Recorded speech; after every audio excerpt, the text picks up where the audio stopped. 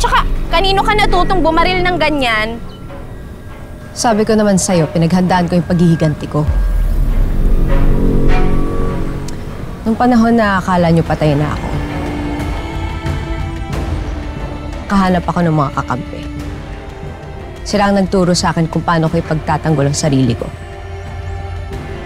Pero wag na natin pag-usapan. Ba't ka ba andito? Pupunta naman ako opisina. Para makuha mo na agad to.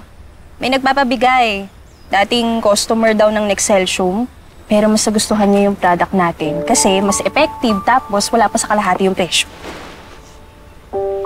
Katuwa naman. Alam mo, parang yung mga tao lang sa Oriente dati.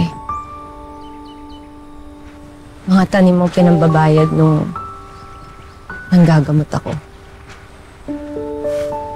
Tutuwa dito si Lola.